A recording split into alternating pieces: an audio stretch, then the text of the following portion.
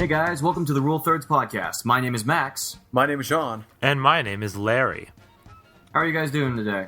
I'm doing well. Yeah, good day. Yeah. Really? My day sucked, not gonna lie. I'm not gonna lie. Well, what happened? My stomach decided to give me the middle finger and just not work. It's weird when stomachs grow fingers like that, you know? Yeah, I should probably get that checked. Yeah. Definitely. Probably a result of the super blood moon infecting all of our minds and making us go crazy. Conspiracy. Yeah. Clearly. New World Order under the blood moon. Obviously. It wasn't even that... Alright.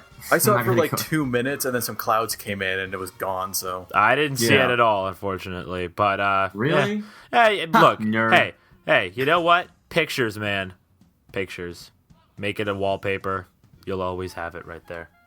A bunch of my friends and I just sat out on the quad, as it's called, and just took it all in. It was really nice. If there's ever a reason to get a bunch of your friends together, just sit outside and hang out. It's the super blood moon. Mm-hmm. Infecting us all with stomach fingers, so... Hooray! Yeah, sure. So today we're going to be talking about... we're actually going to be making a different approach to a big movie that came out. Hotel Transylvania 2 just released, and had the biggest September opening of any movie ever. Which was very surprising to me, but yeah. It's an animated movie, it's a sequel starring Adam Sandler, and a bunch of other huge names, and also directed by one of the top leads in animation for our childhoods, at least. So I wouldn't say it's that big, but it was something. And instead of reviewing the film, because that would be logical, we're just going to talk about our favorite animated shows. Yes, that's right, folks, we are back to 3Top3s. Woohoo. Yeah.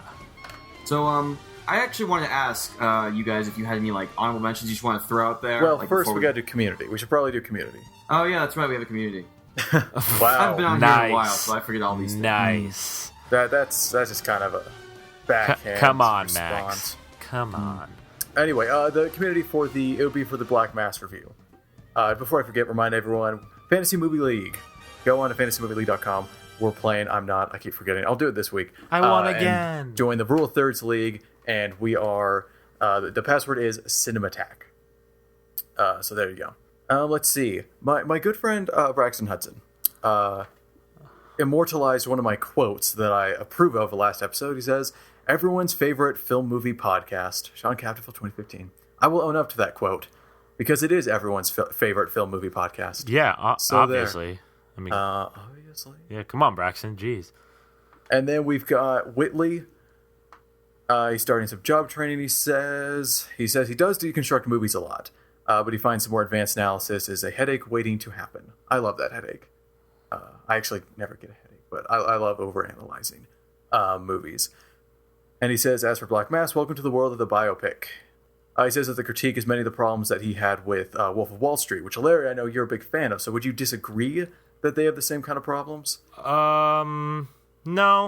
Not really. I mean, well, I think you're dealing with two very different movies. So the discussion, because for those who didn't listen, our Black Mass review, we mainly were there was too much telling, not enough showing. And I said the focus was off. Yeah, and the focus was off. I think biopics have that problem a lot. Right. So. I think the focus of Wall Street was spot on. I mean, personally, I just think it went on a little too long. But that's a whole other thing. So I think Wolf of Wall Street was great. I would have to disagree. Yeah, and he says that though Depp's performance is a return to form, he says it's not Oscar-worthy. But I think he'll get a nomination. We'll see. Definitely a nomination. And he gives it a 4 out of 5, and he says, thanks for mentioning Rush. It's not my favorite biopic, but it's awesome. It is awesome, and you're welcome. I love Rush. And he says that he wants to see more gangster biopics about female gangsters. Where's my movie about Maria Licardi? I can't pronounce that. I'm sorry. Basically, where that movie is all the other movies that should have been greenlit but weren't because of female protagonists. There's your answer. Sorry, but that's the reality. There's an island of misfit toys where scripts that's a great idea for a short film. Scripts for movies with female protagonists are just sitting there, and They're we on just the have to track. island of unwanted scripts. Please make that someone out there do it. Anyway, there's the community segment. Seth left an abridged of his previous comments, so you can go check that out, even more abridged. So you can go do that. And I didn't want to come across last podcast as ungrateful, Seth, with my novel joke.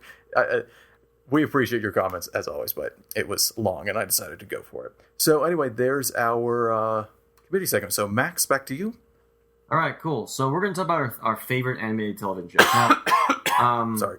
It was actually like a long debate over like how this should work. So it's gonna be anything animated. Like there's not gonna be a disconnect between shows marketed towards children and shows marketed towards adults, like Simpsons and Family Guy versus SpongeBob and the Peanuts cartoon, like anything like that. Yeah. So essentially, like it's really just our favorites. We're not talking about the best because that's a whole other conversation. We're just talking about our favorites.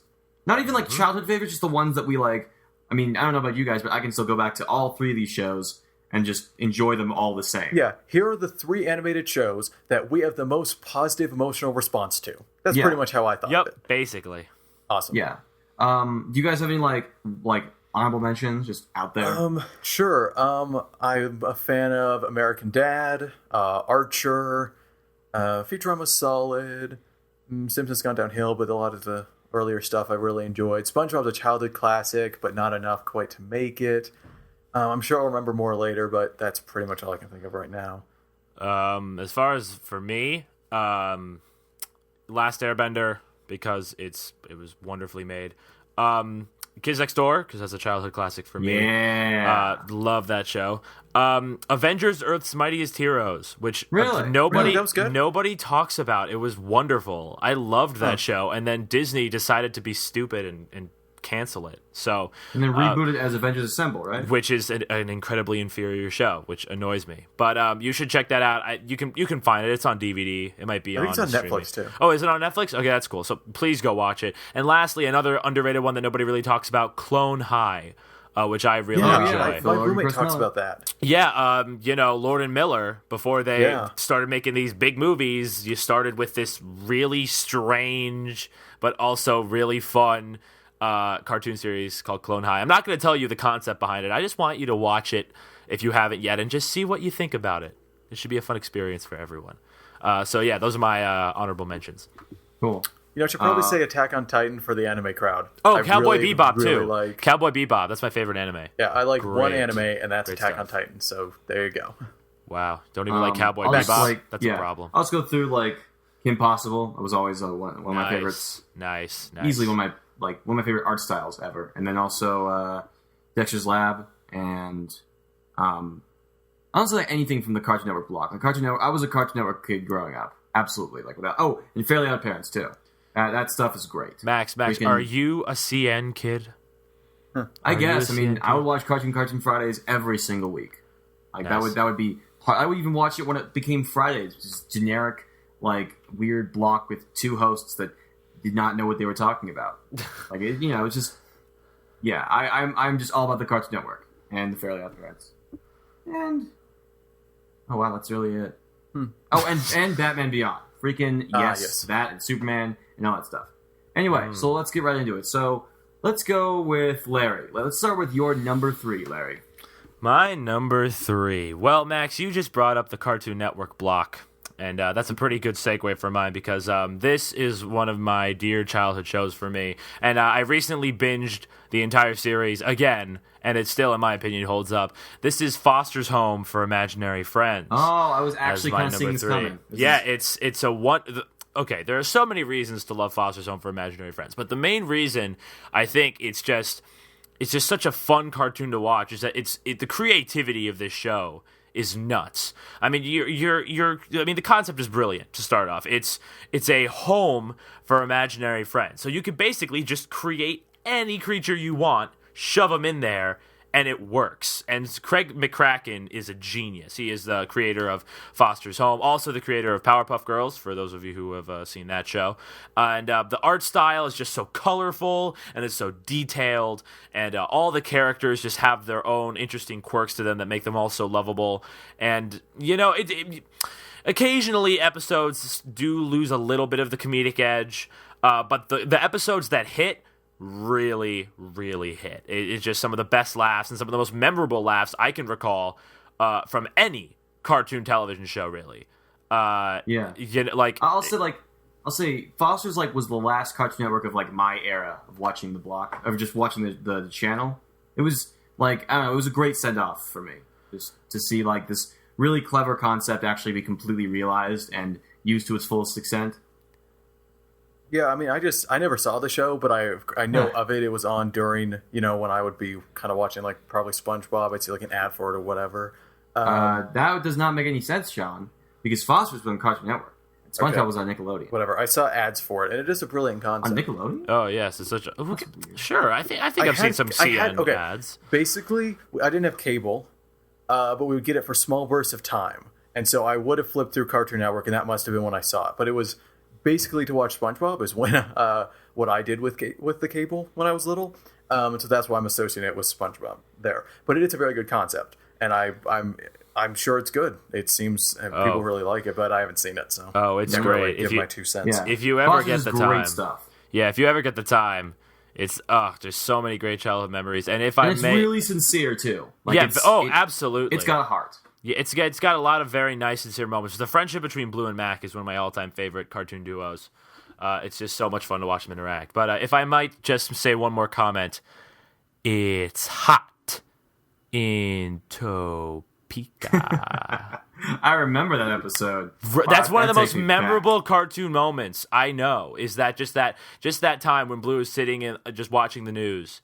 It's wonderful. For those who get the reference, brava. But that's my number 3. Foster's Home for Imaginary Friends. John, give us your number 3. Well, my number 3, you can't see me adjusting my glasses. It's a little obscure. You probably haven't heard of it. You've probably heard of the book series, but a lesser-known PBS animated show called Redwall. Oh my God! Wait, hold on. John, what? Is this based on a really big book series? Yeah. Is it like, oh my God, I think I know what it is, and my friends were just talking about it the other night. Redwall? It's incredible. Yep, that's the one. Other people have seen Redwall. So for those who don't know, there's this massive fantasy book series for kids, older kids, by Brian Jakes, called Redwall, and it's this huge saga.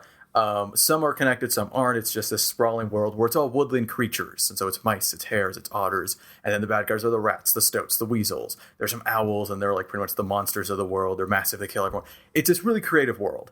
And PBS aired a Canadian TV show for 3 seasons. It didn't last that long, but it covered 3 of the books. Redwall, Matameo, which is a direct sequel, and then Martin the Warrior, which is a prequel. And this was like the show I would watch weekly when I was little. This is the first show I have memory of actually watching regularly. It was on every Sunday. And I distinctly remember still when my mom pointed out to me in the newspaper, hey, Sean, here's this show. And it was this little write-up about this mouse and fighting off this Clooney the Scourge, which is an awesome name for the villain. And I was super excited, and I watched it regularly through all 3 seasons. And I think it's like the first show I ever did that. And so it's just this wonderful adventure show. Nice, clean animation. It's not super impressive, but it looks really good. Voice acting is actually really good for how bad it could have been. But it's just a really fun, warm show. There's the danger, there's the villains, but it's based off kids' books. And so while it does get dark, it has a really charming world. And Brian Jakes would go on for pages about describing food. And the show would take time to show these feasts. Like a third of the episode would just be a feast that the characters are having. And it's just wonderful. And so this is the one that's on the list because it's nostalgia. It's a childhood favorite. Has memorable characters, a very unique world. And it just worked really well. It was a really smart adaptation and done very well. So, nice. That's Redwall. I'm going to pull a Sean and say I have not watched this show. I didn't think so. And I've not even heard the series until you told me about it, over the summer. Yeah, I think I did mention this to you. Yeah, I'm kind of I'm not really. I have nothing to say on this matter.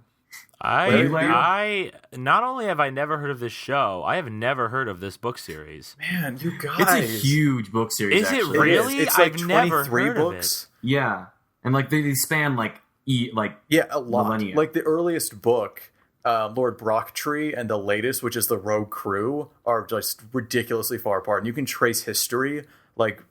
In one book, they'll be talking about this legend, and then a book 10 years, he wrote 10 years later, will have that legend. It's really impressive.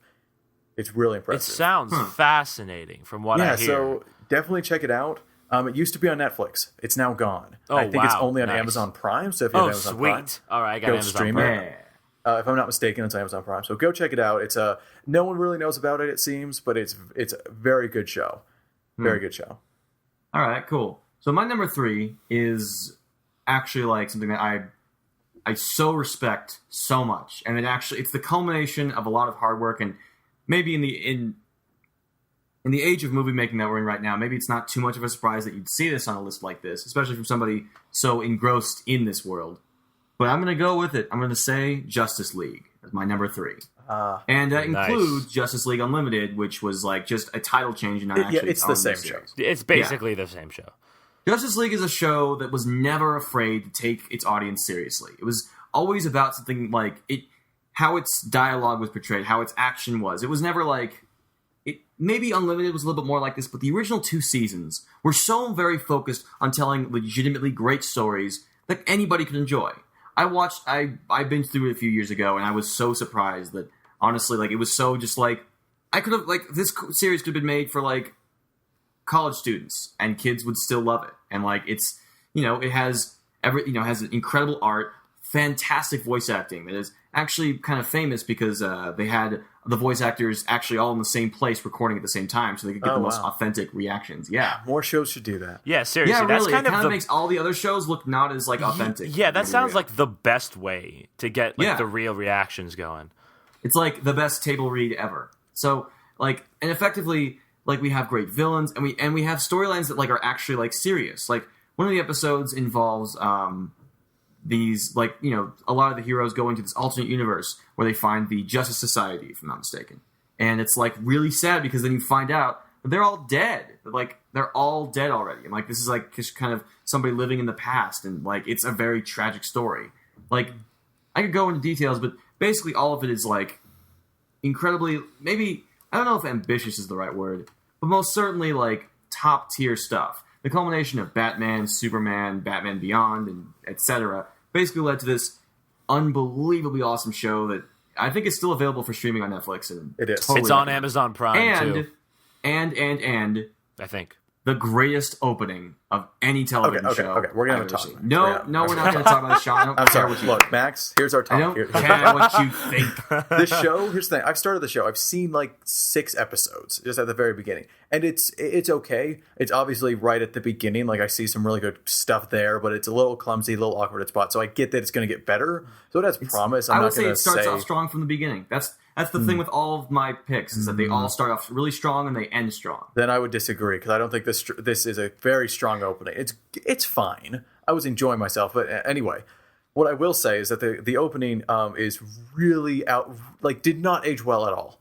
I think if you had like more details on the characters, then yes, but because they're so stylized, it's not. It's kind of the stylized kind of looks like a bad PS1 game. And I would say a bad PS2 game. But I would also say that, like, the music is incredible. I still don't think that's a good thing, Max. I don't care. Ladies and gentlemen, next episode, 3 top 3 favorite show openings. I would totally put it at number 1. I don't care. Like, honestly. For animated shows or otherwise.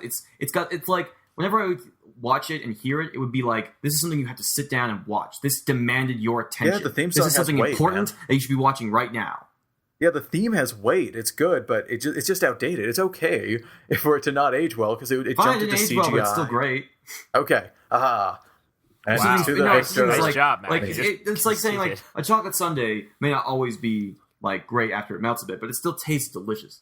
Well, chocolate really is terrible. Fine, it didn't age well, but it's still awesome. Jeez. Anyway, Larry, number 2. Thank you, Max Food Analogy Mariner. Thank you for that wonderful Sunday analogy. Max, you're just giving me the segues today, because, there is one specific member of the Justice League who is my favorite superhero of all time. And that... The Flash, right? No. Green Lantern, right? It's Batman. Although not that specific Batman. I'm talking about Batman, the animated series, which is my number 2. And for just a variety of reasons. But the main reason is that, Max, as you said, Justice League takes its audience seriously, right? Batman probably does it more so in ways that, like, quite honestly, are incredible. The fact that they got away with some of the storylines that Batman the Animated Series tackles, especially later on in the series, blows my mind. Like, sort of in the way that, like, Animaniacs got away with some of the humor it did back during that time. Oh, that's another good honorable mention. Yes, that's another great show. Same company, too, Warner Brothers. Just, oh my God, where did it even start? The art style is beautiful. The dark tone that just encapsulates the entire series is incredibly it sucks you in. You're immediately captivated by just everything that you see throughout this show. The main hero, Batman, his rogues gallery, the classic rogues gallery. Where do we even begin? Really, Batman the Animated Series was where a lot of these villains got. You can see the movies, but at least in television, this was really the first time we saw a lot of these villains. Joker, Riddler, Poison Ivy, even some ones that not many people know about, like Killer Croc, or the Mad Hatter, Clayface, him too, wonderful villain, especially in The Batman, which is a show that is also underrated. That was a later one, but that's a different one. Batman the Animated Series, so many episodes stick in my mind so clearly. The Joker the Christmas special, the introduction to the Riddler with the maze. If you're so smart, why aren't you rich? That's a quote from the episode that has stuck with me ever since I was like 7. It's a wonderful episode. Poison Ivy's introduction with the crazy killer plant and Harvey Dent. It's just these Scarecrow. Well, that doesn't stick as clearly, but it is a great episode also. It's just these are memorable villains with in-depth storylines that have character.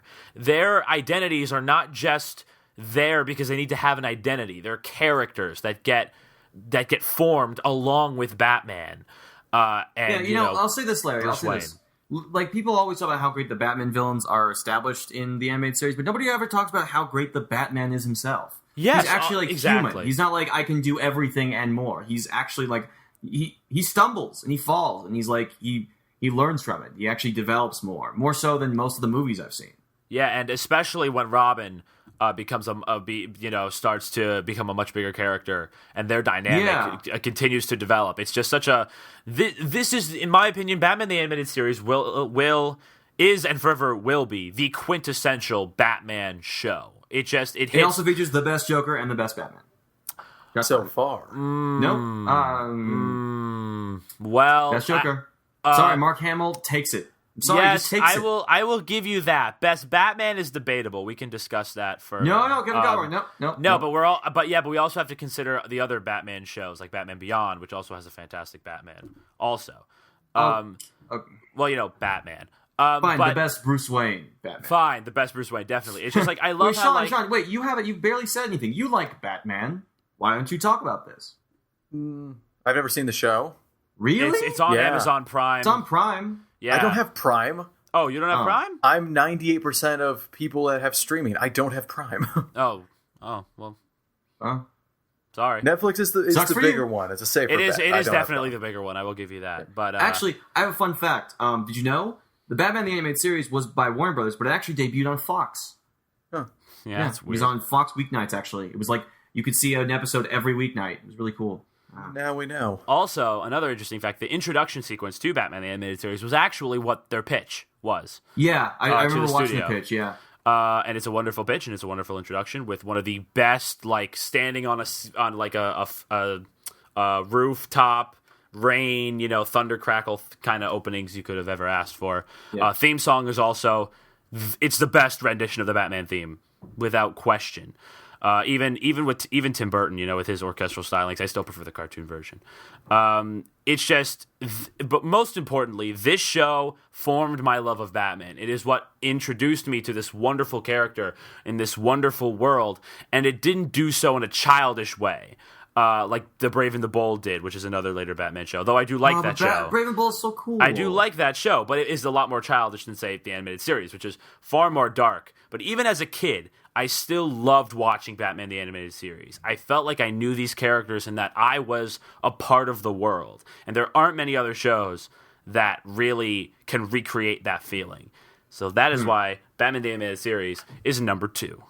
Good stuff. It's a good show. Sean, number 2. Well, I forgot an honorable mention. I'm just going to continue this DC animated train. Yeah. I really like the show Young Justice. The setup is that all the sidekicks kind of form their own Justice League. It's really good. It should have had 2 more seasons, but it's on hiatus, air quote, which means Cartoon Network canceled it because of Teen Titans Go. Wait, still? It's still on it's still hiatus? gone, and I don't think it's coming back. That's another honorable mention. Teen Titans. I thought Teen that Titans, would be on your list, actually. I was surprised. Yeah, me too. I think it's like number 4. I'll give it number 4. Cool. But Teen anyway, Titans my actual number 2.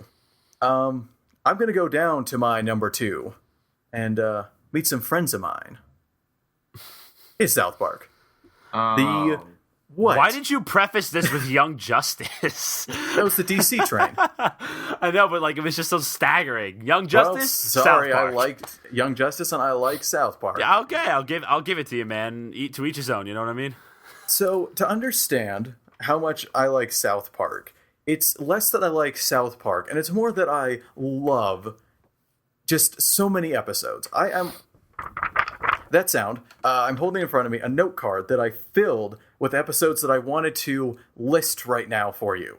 I'm not going to. Aww. There are way, way too many. I can list some favorites. We can talk about the Black Friday trilogy, hilarious Game of Thrones parody. We could talk about the definitive South Park episode, Scott Tenorman Must Die, Cartman Sucks, Go God Go, the Coon Saga, the death of Eric Cartman, Trapped in the Closet, very famous for its Scientology depiction, All About Mormons, the Mormon depiction, Make Love Not Warcraft, Dances with Smurfs, World War Zimmerman, Insecurity, all these just amazing episodes. And my favorite being, by the way, if anyone wants to know, The Poor Kid.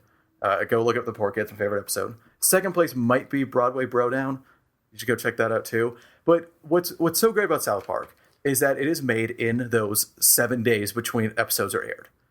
And so it has the ability to do the most topical humor any show's able to pull off outside of The Daily Show or Colbert Report or whatever, nightly shows.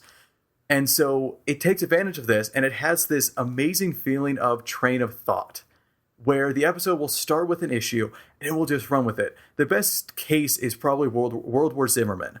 And the setup is pretty much Eric, who's a bit racist, is afraid of, who saw World War Z, and is afraid that black people are going to rise up like zombies and kill everyone because of the George Zimmerman verdict. And then it goes into this unbelievably weird direction where he crashes planes, people are being killed. It is this just insane adventure, but it is grounded in actual really biting statements that are really harsh, and they should be harsh. You should just see these kind of episodes that I've lost to understand South Park's really good humor, surprising, edge, but I don't know, it gets a bad rap for being toilet humor, which I'm sure, Larry, you're going to bring up. I have my thoughts. I don't know. It can be touching sometimes, it can be really raunchy, but it can have some of the most clever ideas on television. Some of these episodes are the best comedy TV I've seen. That's what I'll say about South Park. I mean, I've seen the first 13 or 15 seasons. I've been exposed to it. It's funny, and I think it's really clever a lot of the time. But I kind of find it mean spirited. A lot of the time, it just feels like the creators just being like, "Hey, if you argue for something, you're stupid." That's a very valid criticism. I've seen that a lot. But I don't know. And I think that you of all people, Sean, who love the debate so much, would be right? Well, I think in the end, it itself is making so many stands that I feel like the creators don't really care. They just kind of go with what's going to work and be funny. And so, yes, they might make fun of people for making a stand, and that might be kind of a hard thing to get over. But at the same time, there are episodes where they make really firm stands, and it can be really touching. Like The Poor Kid, I think is actually has a lot of touching moments. So it can have its nice moments here and there. I'll say, and the South Park movie is just an excellent comedy. It actually is very good. I'm surprised they didn't make another one. Yeah, I know. I'll say this one. The one about the stand turning you're getting old. What? No. The race reassignment surgery one. I do not remember that where one. He becomes black for basketball. That sounds South And Park. his dad becomes a dolphin. Okay, I don't remember this episode. I'm going to go look that up. It's actually really transphobic, actually. But it's really screwed up. It was. I think about that. I'm like, oh yeah, that's why I'm not going to really watch South Park again. I've seen it. I have enough. Hey, wow. There are Larry, some amazing you seem to be, South Park episodes. There are. Larry, you seem to be kind of towards South Park. I don't know. Look, all right.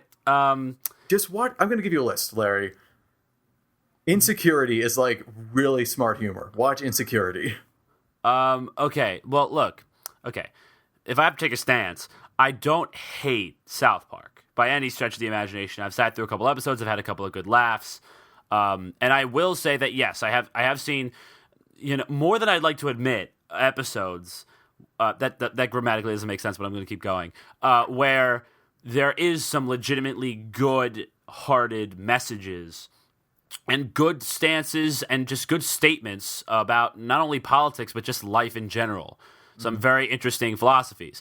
That being said, the show still just sort of embraces a sort of humor that I'm not really, a big fan of. I mean, I hate to spoil it, but none of the shows on my list are adult animated shows. And it's not because I don't like adult animated shows. It's just because I don't know. I know Sean likes to kind of, nag about me being not a big fan of toilet humor or, sort of that inappropriate humor. And it's not that I disrespect it. It's just not what I would prefer. If I was going to sit down and want to have a good time, watch a show or something, I'm not going to put on Archer or American Dad, which I enjoy both shows. I'm going to put on Foster's Home or Batman because I just think that those shows hold more weight, in my opinion, than those other shows. Sean, good for you for liking South Park. It's a well-made show. I respect Trey Parker and Matt Stone more than anyone else, but no, as much as anyone else. But I don't know. It's just not my thing. That's all I'm going to say. All right, well, just go watch Insecurity. All right, I'll look it up. I have some more free time on my hands now. Listeners, watch Insecurity. That's high up there on just good, rounded South Park. Smart humor. Mm-hmm. That's the thing. I don't think I did a good job defending the show as a whole. It's really just so many episodes. Oh, don't worry, Sean. You have plenty of There's a fan base big enough that will defend that show. There's no. That's true. That's true. Yeah. I'm not. This isn't some underground hit South Park, Yeah. So my number 2 is a show that people don't talk about as much as they should. It's not obscure by any means, but it was most certainly it was a hit at the time, and it was it really was how do I say this? I was born I was growing up right when the DCAU was ending. I was 9 years old when Justice League Unlimited ended, right? So I didn't really have a superhero show that I grew attached to. Except for Nickelodeon's Danny Phantom.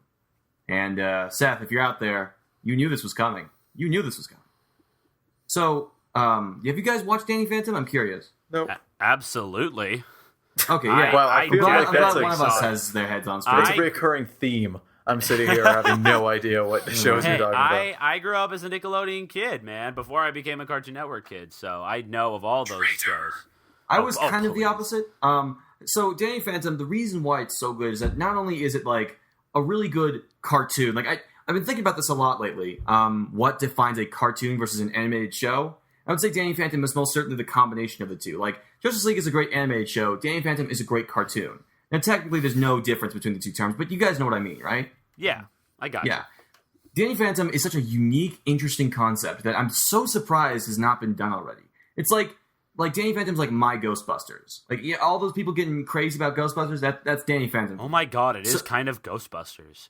It's so, it's a superhero with the powers of a ghost.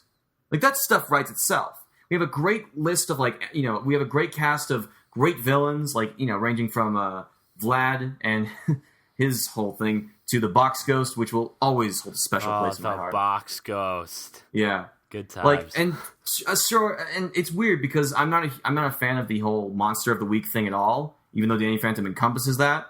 But as the series went on, it was already great, and then it got better with more continuous storylines as opposed to episodic. And it also holds my favorite television movie ever made, which is Danny Phantom: The Ultimate Enemy, which is one of my favorite enemies of all time, one of my favorite villains. Look it up. It's nobody talks about this show, but that TV special absolutely changed my view of villains. Awesome stuff. And I'll also say that it also ended on a really good note. It was it started strong, ended strong, and ended with a series finale. It was not just okay, it's done now. It ended. It was great. Oh yeah. That series finale. I remember watching that. That was crazy. Mm-hmm. And there are a few things that are very dated. For example, the phrase "I'm going ghost" is pretty stupid, and the theme song is terrible. Hey! Even when as a kid, it was terrible. The theme song is awesome. Don't hate on the theme song, man. It's bad. Awesome. I love the theme song to Danny Phantom. I was about to bring that up too, to back you up. I love the theme song to Danny Phantom. Yeah, it's stupid, but I love it. Yeah. I love the rap. It's so good. And It's just that thing that stuck with me. I could go through. I don't want to go. I'm not going to do it, but I could go through so many episodes and just go through why each of them works so well and why each villain works. So yeah, I'll end it at that. Danny Phantom is a great show, and I absolutely think they should bring it back. If they're going to bring back freaking Hey Arnold and Rugrats, they got to bring back Danny Phantom. Oh, are they planning on doing that? Yep, they're bringing back a television block with like Rugrats and Hey Arnold and How Real Monsters cool. and all that stuff. Yeah, Yeah, cool. good for that. And they should make a movie. I'll write it. I don't care. Also, great art style. Love the art style. Butch Hartman, y'all. Butch Hartman is awesome. Yeah, and look, okay, I have a lot of opinions about a lot of people involved in Nickelodeon, how they're all kind of sellouts for a variety of reasons. Dude, the fact that some people at Nickelodeon have been working there for far too long. Oh, you mean like they have jobs and they're making money doing things? Yeah, and then you watch their material. I have not. I don't. Yeah. Cough, cough, Dan Schneider. Cough, cough. But it's... Oh, hey, Dan Schneider's... No, you don't. You do not say that to the man who gave us Drake and Josh. No, you sit down, Larry. Okay, look, I'm not going to say Drake and Josh was bad. I love Drake and Josh as much as everyone else. Josh is hilarious. But there is some really bad material that comes after that. I'm just putting that out there. And I love Butch Hartman. Awesome. Dude, Butch Hartman, Fairly Odd Parents, one of my favorite cartoons. Danny Phantom's great. But, Butch Hartman, he went on to, Tough Puppy. It gets a little... Yeah, don't. But here's another interesting fact. Did you know? The character in Family Guy named Dr. Cartman is named after Butch Hartman, Seth MacFarlane's roommate in college. Oh, that makes so much sense. Not only that, but all of these guys worked on Dexter's Lab, and the fact that Dexter's Lab is successful gave them all jobs they would later use. Basically, Dexter's Lab is like one of the most important television shows of like the past 30 years, and nobody talks about it. Yeah. Thank you, Jenny Tartakovsky. Yeah, awesome. Sean, I know that I don't mean to have you feel left out in this conversation. I'm just reflecting on life and stuff, You're checking Twitter, you son.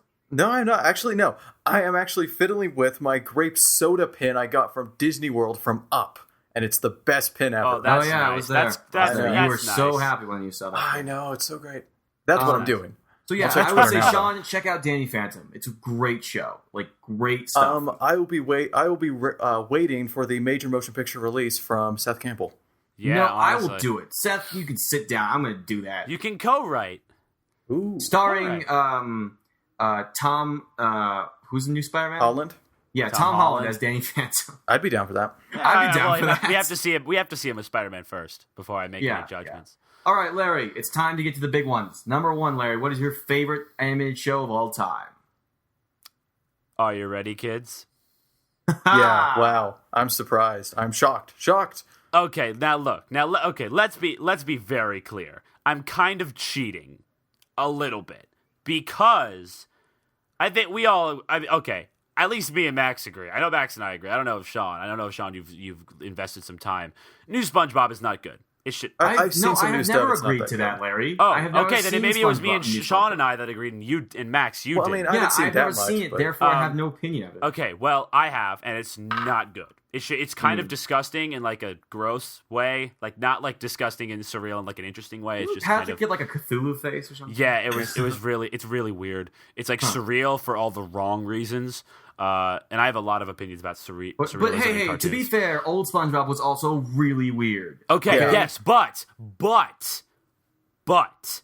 not only was it way smarter in just the ways that it handled its adult humor as well as its surreal humor, it just...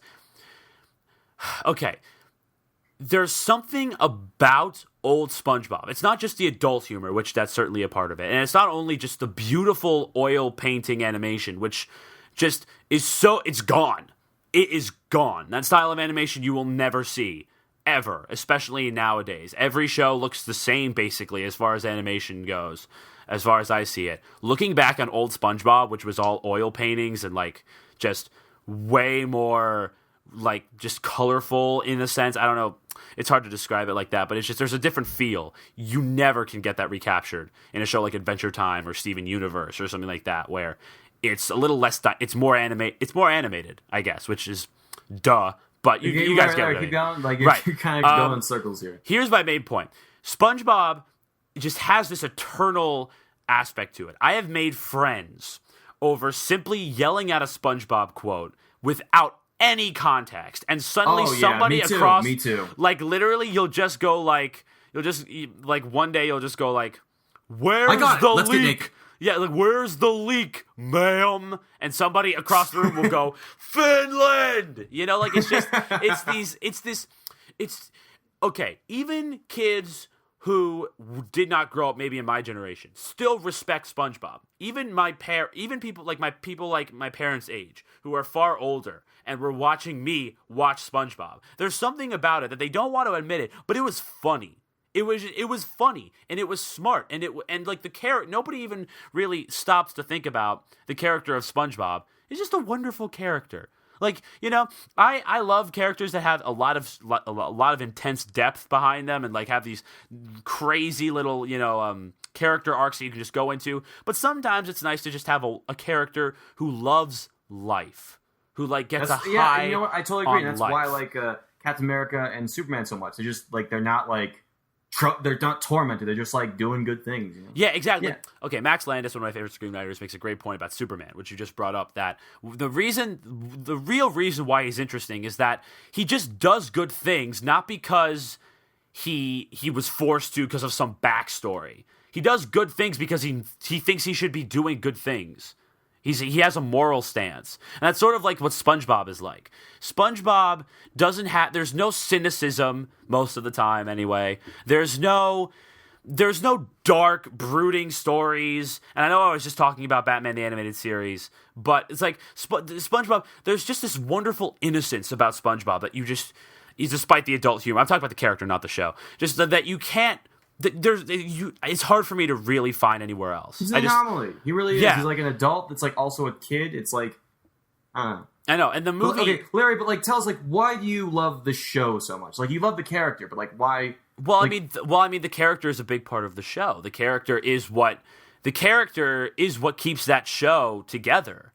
Basically, I mean, through all the other characters who are kind of caricatures, except for a select few, there's always this one character who just is your best friend, basically, is the guy that you look to throughout the entire thing. He's always the guy to save the day or find the bright side or just have a good time. And like you look at like Squidward, right, who's just the nobody wants to be a Squidward, like all that kind of stuff. Where's that from? Well, that's from the training video, Krusty Krab right? training video, which Yeah, is and forever will be. Episode, actually. That is the best episode of SpongeBob. If you say Band Geeks, if you say Band Geeks, you're wrong. If you say Band Geeks, you're wrong. Two-thirds majority Band Geeks. Yeah, it's it was not, it was nope, voted. It is official by like a landslide. Is it? No. Really? Yeah, I just thought it was the best. There was like a marathon of the top 100, and it won by a lot. Well, then a lot Tweet of people Victory are wrong. is one of the most random classic things of all time. It's wrong. No, but Video speaking is about like Band up there. It's like Geeks, number 3 or 2. what you said about this, like, okay, SpongeBob's absurd, right? There's a lot of weird humor that it's surrounds absolutely it, absurd. That's what makes it so memorable. Along with the adult humor, but like it's not weird necessarily for the sake of being weird. And I would agree to that because I hate that. Yes, I like hate it also.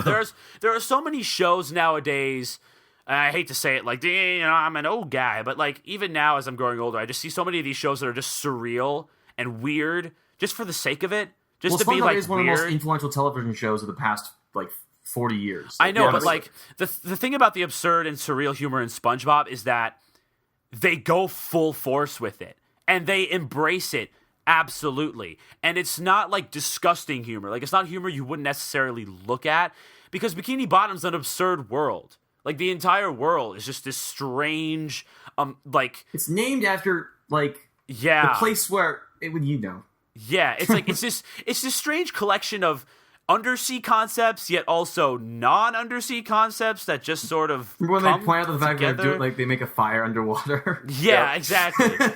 Yeah, there's also like the scene where they get the letter from Patchy the Pirate. It's like somebody clearly doesn't understand the physics and capabilities of being underwater, and they cut to a shot of there being a fire underwater. Oh well, see.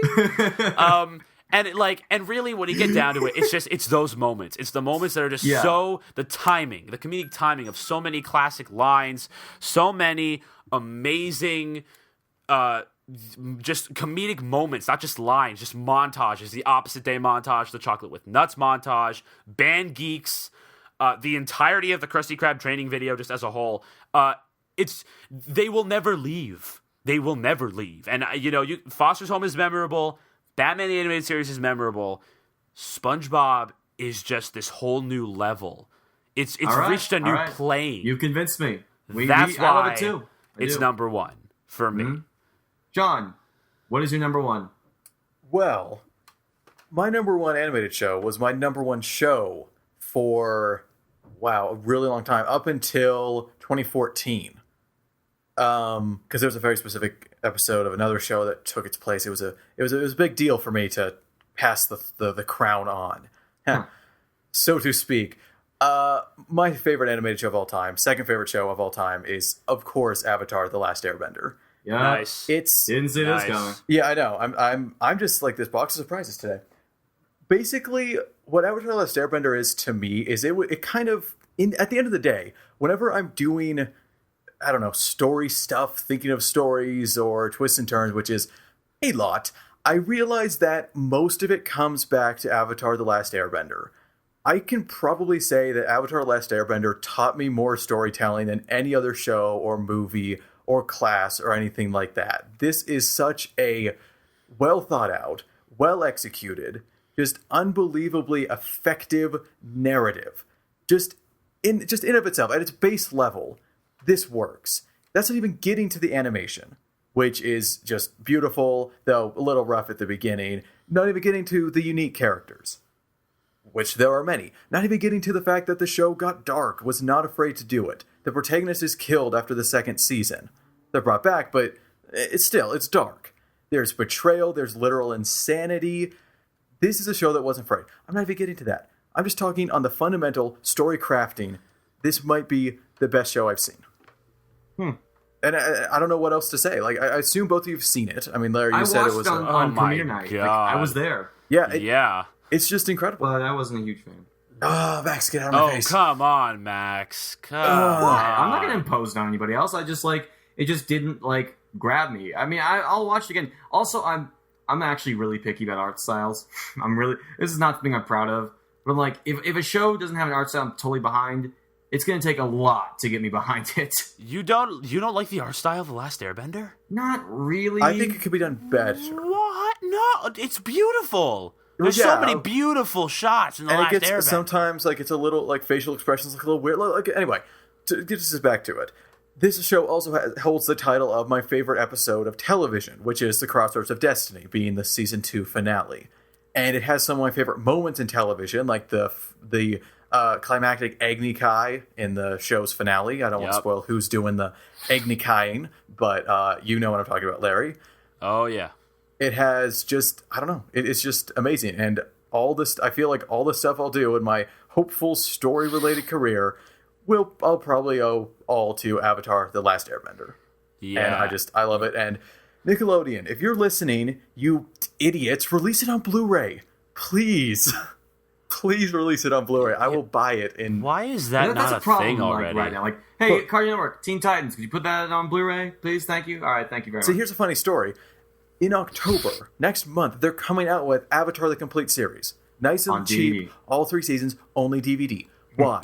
Did you not make it in 4K? Is this a resolution issue? Was it legitimately now that would make sense. Right. Is it legitimately not scanned at 1080? If not, do it. There's no excuse. Korra's getting Blu-ray.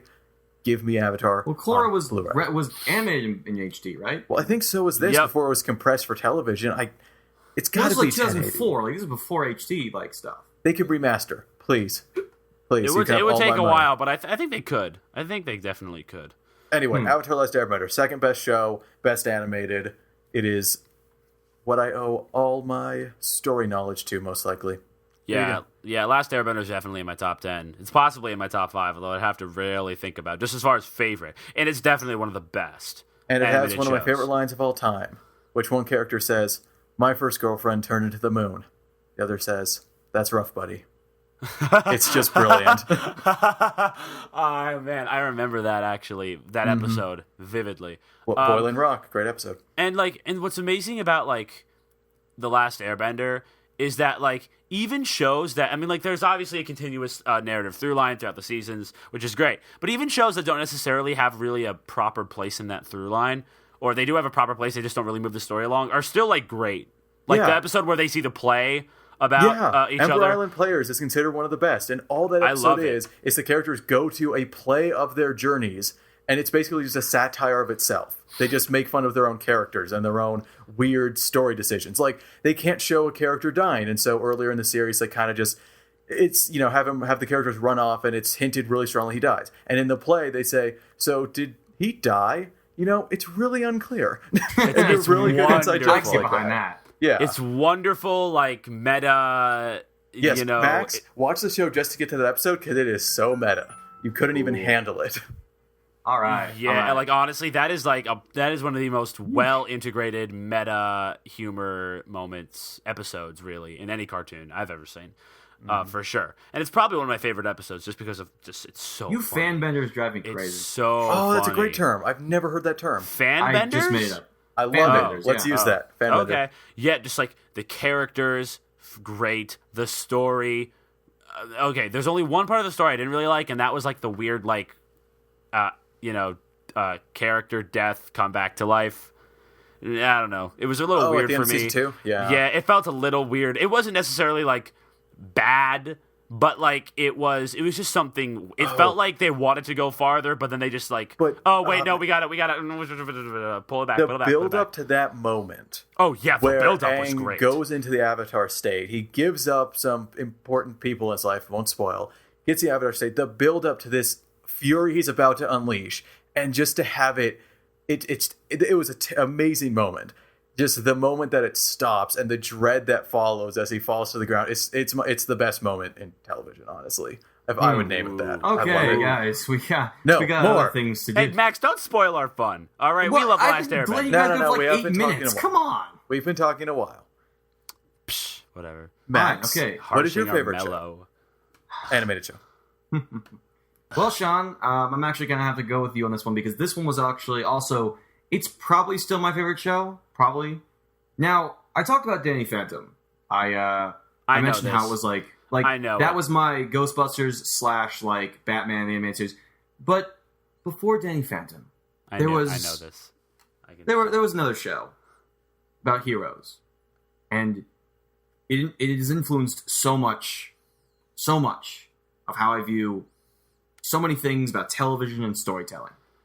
And so, once again, the list is topped thanks to the Powerpuff Girls. I knew Oh, it. of course, I knew I'm this stupid. coming from such a mile away. Really? I I was don't like, talk about it that much, do I? I was Yes, like, you we're- do. Oh, yes, you Oh, I do? It was the whole point of the recommendation nomination, too. You said it was your favorite show. Oh, Yeah. it is? Oh, that's Yeah. right, yeah. But not only that, I know you love the show. I've talked to you several times about it. Oh, man. The Powerpuff Girls is one of those shows that you just get once in a lifetime.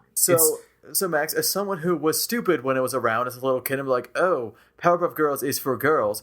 Please enlighten me, because I'm interested. I was the receiving end of that Yeah. teasing for so long. Oh, I know, it's stupid, but that was the mindset when I was, like 5? So please enlighten me. The Powerpuff Girls is not about a bunch of girls being like girls or anything. It's about a couple of kids being heroes because not only do they feel like they need to, they want to. It's like, I mean, like, inherently that's a great message for kids, but like that's not what we're here to talk about. It's a show that is so full of imagination and so full of life and ideas and everything. And it could only come from somebody as talented as Mr. Craig McCracken, who started our little journey of favorite shows and now ends it. Because basically what he has is this incredible cast of characters, all of whom are interesting and developed and really unique. The show began as sort of a take on the whole, it was sort of a parody of Japanese animes, as like that was becoming a real thing. If you don't believe me, just literally listen to anything that its central antagonist Mojo Jojo ever says, literally ever. Like, literally. All of it. But not only that, but we also have like fantastic episodes that are actually pretty dark. There's one where the girls actually fly the speed of sound 50 years in the future to find that the world has gone to heck and it's been taken over by the literal devil. I'm sorry, like, him is the devil. There's no other way to say it. His infernal majesty. It's him.